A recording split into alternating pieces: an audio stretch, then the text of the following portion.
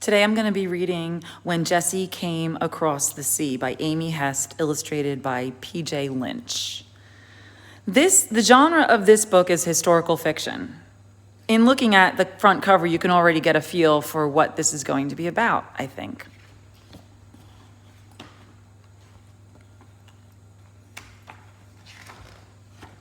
When Jessie Came Across the Sea. Okay, we see a little village, looks like olden times, and definitely not here in America. Once, in a poor village far from here, there was a very small house with a slanting roof. Inside were 2 chairs, 2 narrow beds, and a table with a fine lace cloth. A pot-bellied stove warmed the place in winter and warmed thin soup. Jessie lived in that house with grandmother. They had 1 skinny cow, Miss Minnie, and a patch of garden. Carrots came up here and there, and sometimes a potato. Long ago, when Jessie was a baby, her parents died. Jessie kept her mother's wedding band, though, in a tiny silver box with a tiny lace lining. From time to time, she tried it on. Okay, our 2 main characters, Jessie and Grandma. Oh, and the cow, Bessie. Minnie. Minnie. In the morning, when the village boys went to the rabbi for lessons, Jessie went too. Grandmother insisted. At night, after supper, Jessie read out loud. She practiced her letters by the fire. Grandmother sewed lace. The coins she earned were dropped in a jar on the table. Oh, I wrote in here that I made a connection to the Hard Times jar, right? Same thing. They put little coins in a jar on the table to save it for hard times. Now, you read, Grandmother, and copy my good letters. Jessie liked being teacher. Me learn to read and write? Grandmother scoffed. Sometime, you never know, you may want to read some things, Jessie said. You may want to write. Grandmother showed Jessie how to sew lace, but Jessie stuck herself often. Why do I have to learn, she cried. Sometime, you may never know. You may want to sew some things, Grandmother answered. You may want to earn some money. So I'm already recognizing the relationship between Grandma and Jessie, trying to teach each other what they're good at, and the other one is like, why do I need to know this? There's Jessie learning how to lace. Lacing is an old-fashioned skill.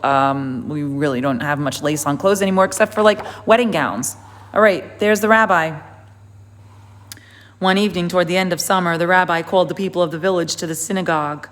The news from America is sad, said the rabbi. My good brother Mordecai has left this world. The villagers sighed and shook their heads. Rest in peace, they said. Shortly before he died, my Mordecai sent me a ticket to America. The rabbi paused. He wanted me to join him there. America, the promised land, the voices rose as one. But alas, the rabbi sighed, I am the rabbi. How do I leave this village? How do I quit my people? And he threw up his hands. Someone else must go in my place. Someone of my choosing.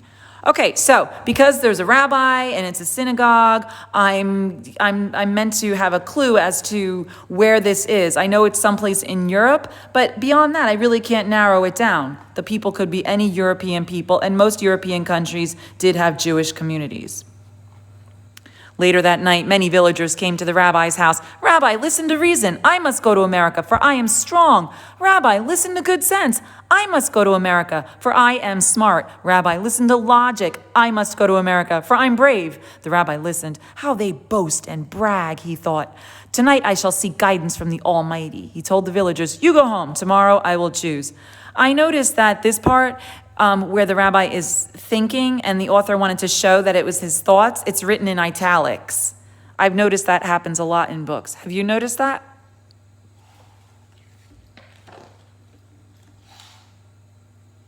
Uh-oh. Looks like the rabbi is going to talk to Jessie and Grandma. I'm using the access lenses. I'm noticing Grandma is holding Jessie very tight. Rabbi is reaching out with outstretched hands. He looks very serious and stern. Early the next morning, Jessie and Grandmother had a caller. I have decided, announced the rabbi. Jessie will go to America. My brother's widow has a dress shop in New York City. Her name is Kay, and Jessie can help with the sewing. She will comfort the good lady.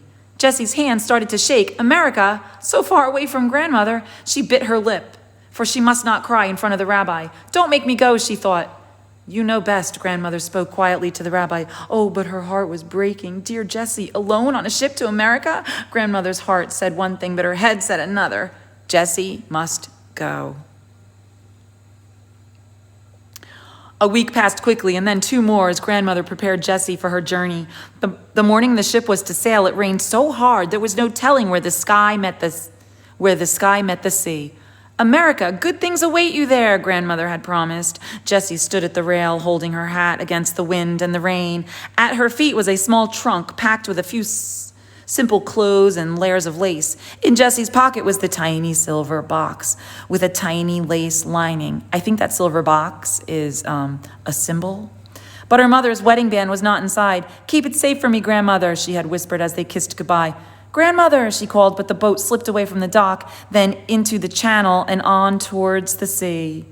Umbrellas faded in the mist. Rain pelted Jessie's face. It slid down the back of her collar.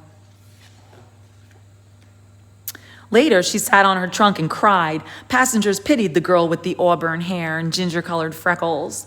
But what could they do? Crammed together and fearful, speaking strange languages, huddling close to keep warm? What could they do for Jessie? The ship sailed west for many days.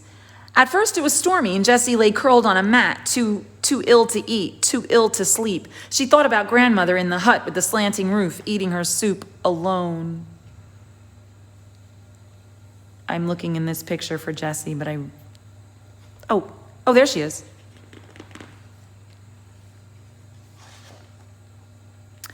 On the 4th morning, the sun came up and the passengers dried out. They played cards and sang, and sometimes they argued, but mostly they talked, swapping stories and dreams. Dreams of America where the streets were paved with gold. America, land of plenty. Jessie began sewing to pass the time. Just to touch the soft lace was like touching grandmother again. A little girl with almond eyes climbed on Jessie's lap. They sang and played finger games. Then Jessie sewed lace, a tiny heart pocket for the girl's plain dress. Miss Almond Eyes danced. There she is.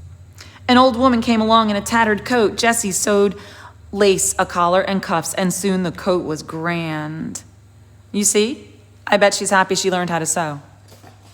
A boy named Lou, he was a shoemaker's son, watched as Jessie sewed lace. How do you do? He asked, tipping his hat, and Jessie smiled.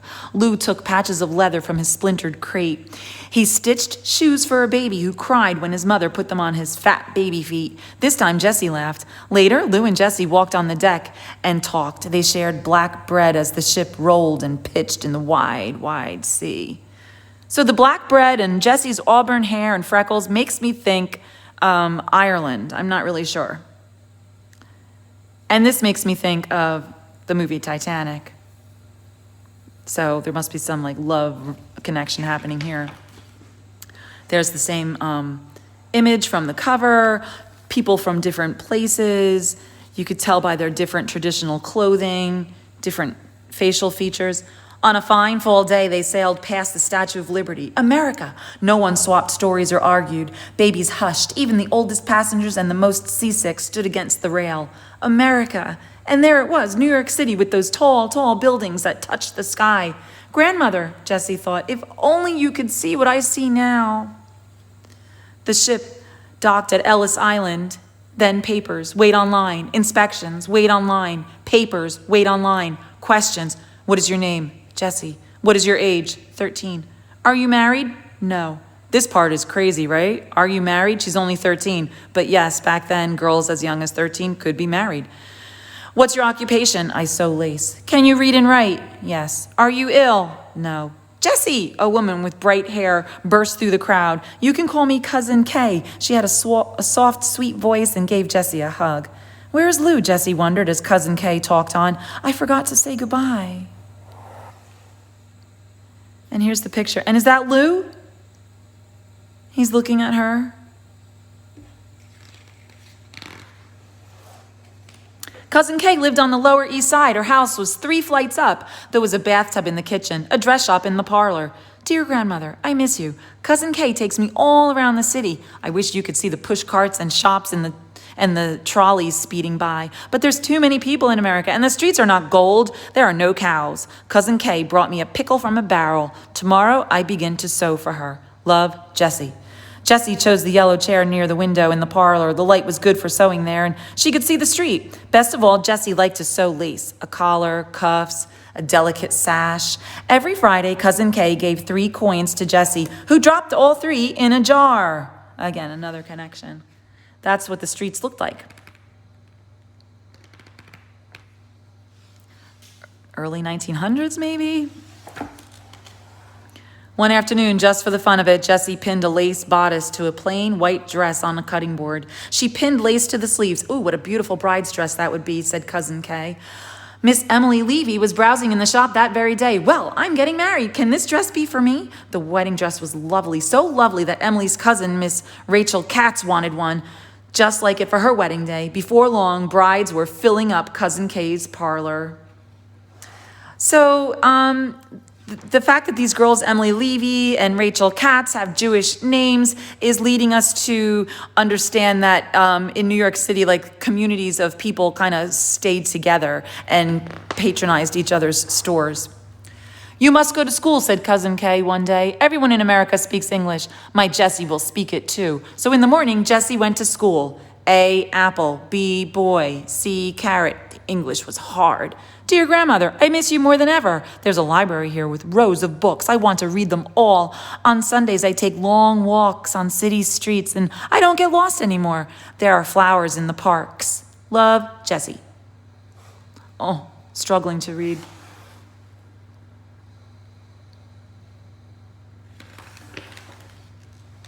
Jessie learned more and more English. She sewed beautiful lace, and so 3 years passed. She was a young lady now, 16. On an icy cold Sunday in March, Jessie walked up Fifth Avenue and then into the park where the trees were covered with new snow. Sleds crisscrossed the hills. Jessie sat on a bench and watched a young man as the wind whipped up and blew his hat off. She laughed out loud. The young man turned. Lou! Jessie couldn't believe her eyes. Lou, her friend from the ship. Jessie waved, and Lou, the shoemaker's son, waved back. He would have tipped his hat, but it was far away. The next Sunday, they met again on the bench in the park, and the Sunday after that.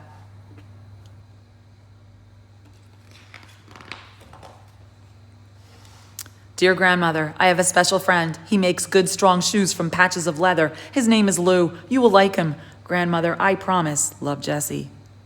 Again, looking here, you see the men are wearing the yarmulkes. They're drinking that red wine. This is a traditional family dinner.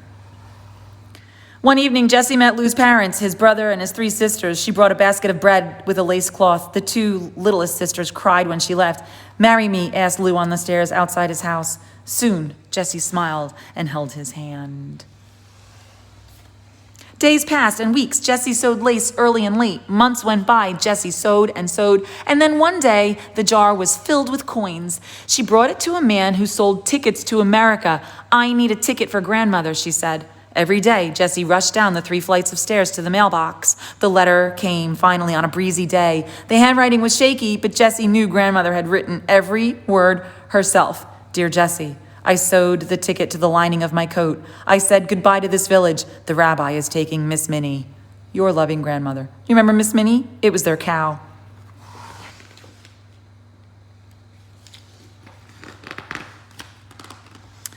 The morning her ship arrived in New York Harbor, it rained so hard there was no telling where the sky met the sea. Grandmother was older than Jessie remembered and much more frail. They held each other for a long time.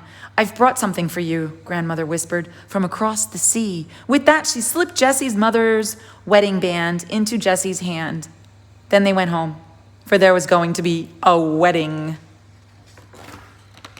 Okay, this is just a little blurb about the author. Amy Hest is the author of Baby Duck books. Oh, I know those.